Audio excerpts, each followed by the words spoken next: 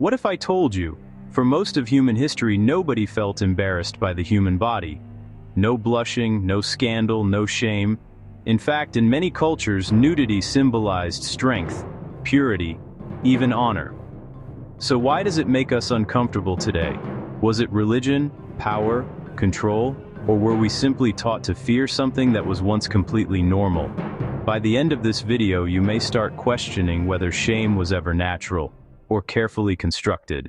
Climate is the fundamental force that shapes all life on Earth. In hot, humid regions, wearing few clothes was a brilliant adaptation. It allowed the body to cool itself through sweat, a practical solution for comfort and survival. Conversely, in the frigid landscapes of the North, the story was different. Here, clothes were a necessity. People learned to hunt animals not only for meat, but for their thick furs and hides. The need to stay warm forged a link between clothing and safety, shaping how people viewed the body. Vulnerable to the cold, the human form was protected, kept hidden simply to stay alive. This climatic divergence created two very different cultural starting points. In warmer lands, the body was a visible part of daily life. With no inherent need to cover it, there was no foundational reason for shame to develop.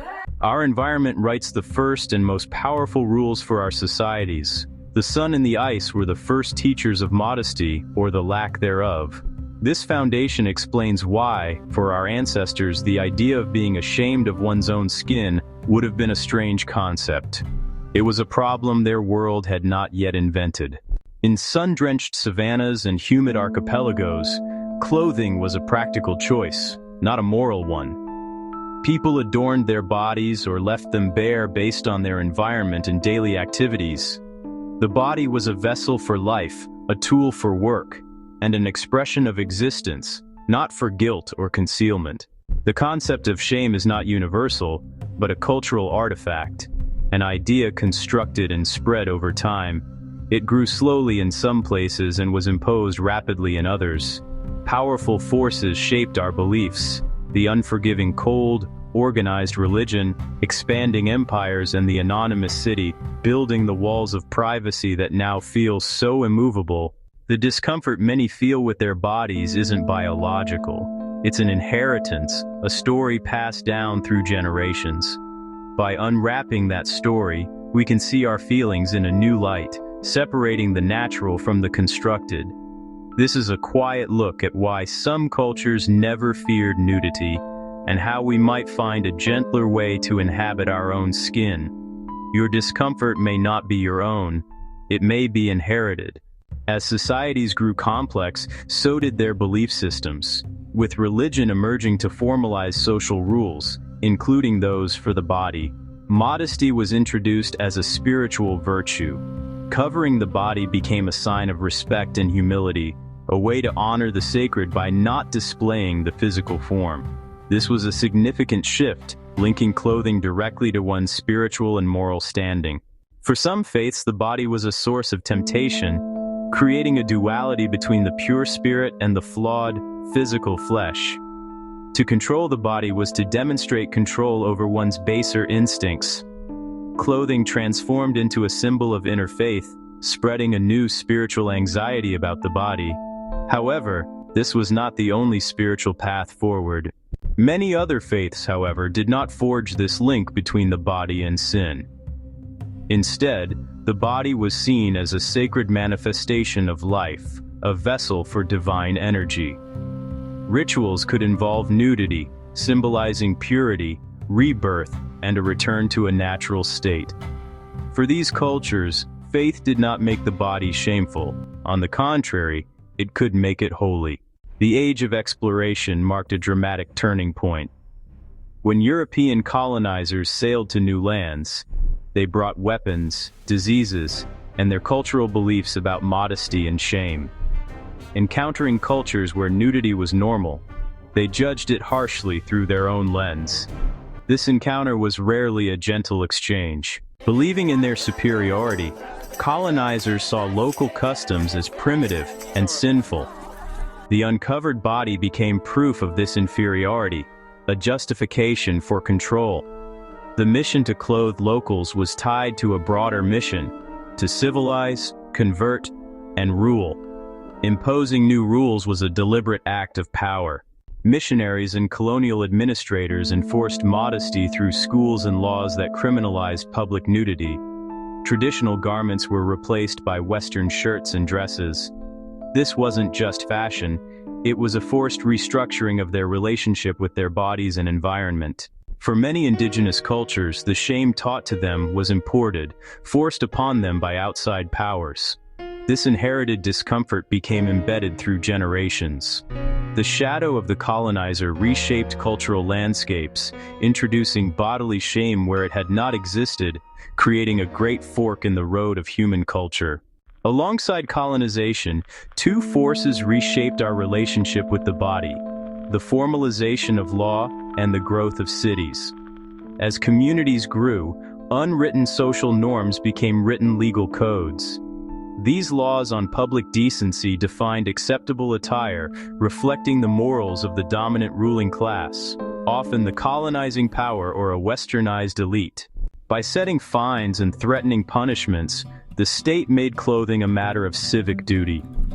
People learned to cover their bodies to avoid the consequences of breaking the law. Over time, a legal requirement transforms into a deeply ingrained social norm.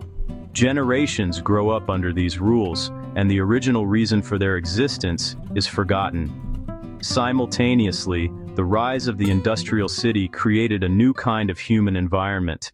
As people moved from villages to sprawling urban centers, they entered a sea of strangers. This new anonymity, the constant gaze of unknown eyes, changed everything.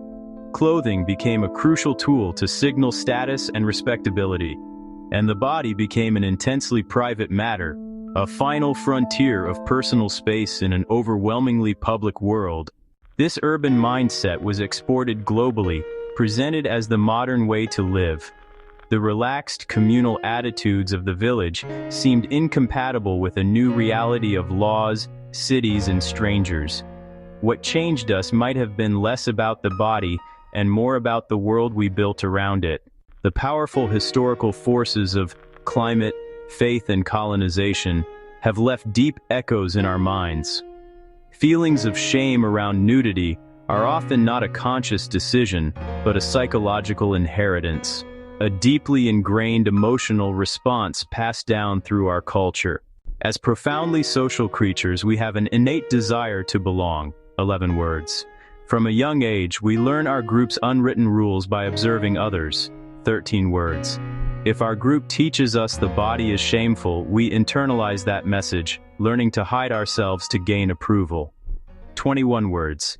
This learned shame can be triggered by many things. It might be a memory from childhood, a scolding remark, or teasing at school.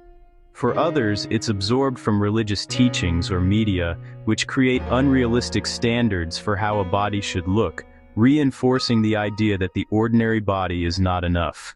But since these feelings are learned, there is hope. Living counter-narratives, from Finnish saunas to Japanese onsen, prove our response to the body is malleable. These are stories we tell ourselves, and those stories can be rewritten. The history of shame reveals it's not a law of nature, but a social invention. Born from the needs of cold climates and shaped by faith, it was spread as a powerful tool of control, then solidified by laws and the anonymity of city life. Understanding this history can be profoundly freeing.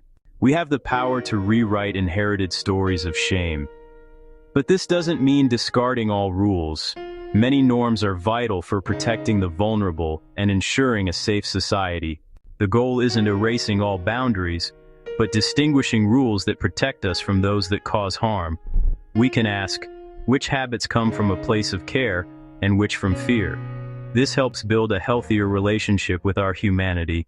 It grows, feels, heals, and ages. It's the vessel of our existence, which cultures have called sacred, sinful, or home. There is no single truth. By listening to these stories, we can expand our understanding, choose beliefs to live by, and teach acceptance over anxiety. We inherited a complex story. Our ancestors' story of ice, faith, and empire lives inside us. We can accept it or write a new, gentler chapter. Knowing shame was invented, what story will you live next?